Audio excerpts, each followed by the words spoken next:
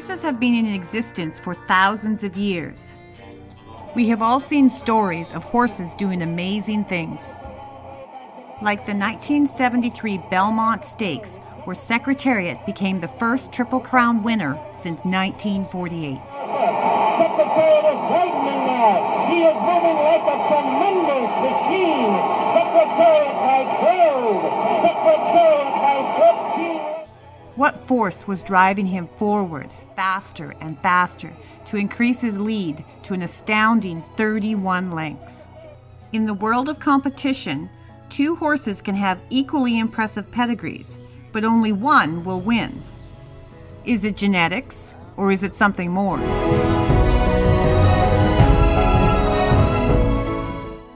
These are the questions I asked myself when I started filming this documentary. And after spending a year traveling to rodeos and barrel races in Canada and the United States, I now have some answers. The answers might surprise you. They surprised me. When I started this, I was just trying to find that thing, that one magic thing that made a horse a winner. I never imagined that it would change the way I look at horses or the sport of barrel racing, but this truly is a game changer.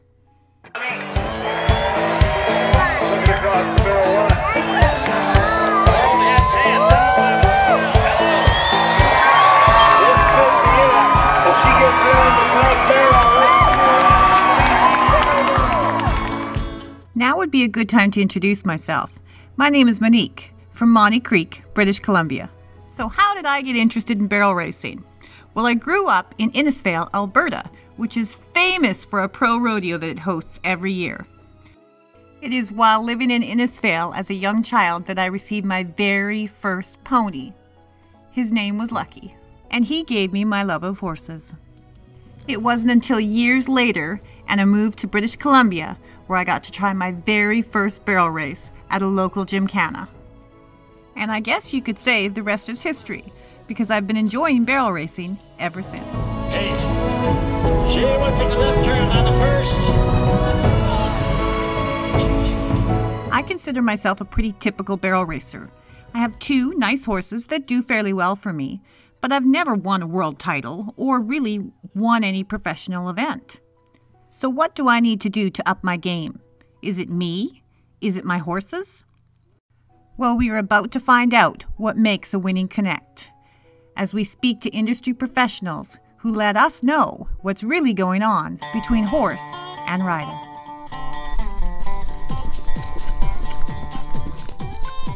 There's nothing tangible really about a horse. He can't open his mouth and say, go get me some more grain, but he can definitely communicate it to you. Fearless is being not afraid to embarrass yourself. And there's no possible way not to get pumped up for your run when you know you're about to make a big run. There's no way, but there's little things that you can do to help your horse. And sometimes when somebody else says you should try this or you should try that, and your instincts are going, no, no, then you have to listen to it. Because they're an athlete, performance athlete, their body has to be running optimally. If you're on, say, even Butte or something to stop them from getting a nosebleed, and they don't get enough adequate water, then they're dehydrated and they're on those meds, and that can be really hard on their joints. I look at conformation and how all those pieces go together. Like say if you watch horses at the NFR at the National Finals Rodeo, all those horses there all have the ability to run in, and you don't really see them slow down. It's got to be fun. If you're not having fun, you got to switch something up. I want to help them be able to life up and not be bracy about it and do what you're doing with all that life and energy going, but also say, come back down. When I was having a hard time, I would just go to the horses, go spend time with them because they were always there.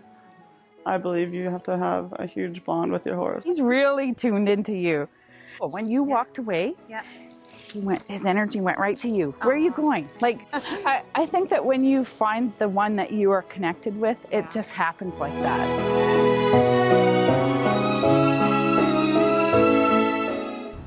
Recently did all this research on positive reinforcement in horses and behavior and stuff, and they took standardbreds that were very, very similarly bred, and they divided them into large groups into half, and half of the horses were handled in one manner and the other half was handled in another manner, and they said that the human impact was greater than the genetics. So the way that they were handled and the way that they were treated had way more impact than what their genetic outcome could have been. So some horses are great because the people have been great to them. And getting it's so cool, but like, because, and I just think about horses that are amazing, you know, and people were great to them and that allowed them to reach their full capacity. So in Chinese medicine, they've actually studied a little bit, and they call it ancestral qi, or our genetic qi. So there's like ancestral qi, and then there's environmental qi. And ancestral qi is just what we're born with. And it's grit, it's try, it's heart, it's the want to do it. And then there's environmental, how we feed them, how we are with them, all that sort of stuff. Now that said, I think, you know, as they're humans, our interaction with them is huge. Yeah. Like, it's huge. But you do get that odd horse that no matter what, they will go out there and run. They will go out. You know, you hear some girls saying, well, you know, it was raining today, he didn't like the rain, or he stung his leg, or the ground was a little shifty. But I do find those winners, you know, those ones that are the winners, they'll run through anything. They'll run through fire.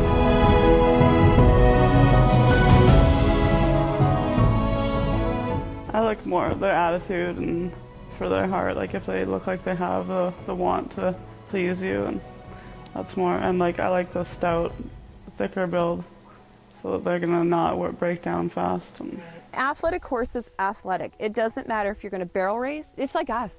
Right? It doesn't matter what you're going to do, they're going to be an athlete, and they're going to be able to go out there and run around 3 barrels. If you watch some of the YouTube videos of California Chrome, who almost won the Triple Crown this year, and you watch his straightaway side, you can see that. There's a few on YouTube where they slow it down, and he literally extends, and his top line stays even. His head isn't pumping. He gets his nose out so he can breathe really nice, and he literally extends underneath him and grabs the ground and pulls himself along. And that is in my opinion, that's your athlete. Doesn't matter if they're running barrels, if they're cutting, if they're jumping over something, if they're climbing up a hill. They're your athletes. And the other thing, another really cool thing to do for people who, you know, aren't sure about conformation is when you're at an event and whatever horse goes and excels and wins, go look at them. Take a picture. And the one thing I've noticed myself when I feel horses is they feel the same on one side than the other. Your horses that are winning are very, very, very balanced. And when you watch horses run, like say if you watch horses at the NFR, at the National Finals Rodeo, which is kind of like our, you know, World Cup of barrel racing, right? All those horses there all have the ability to run in, and you don't really see them slow down. Right? You don't see a lot of movement change. They can run in and they can extend, and then they just kind of gather up and shorten, run around the barrel, and lengthen stride and run again. And they have to be put together okay to do that. The parts have to fit to do that. And I find all those good ones too usually have a good quirk about them. They're quirky. They're not your average, do you know what I mean, easygoing, never do anything wrong type of horses. They're all a little off or eccentric somehow. We went to try the horse, and I got on him.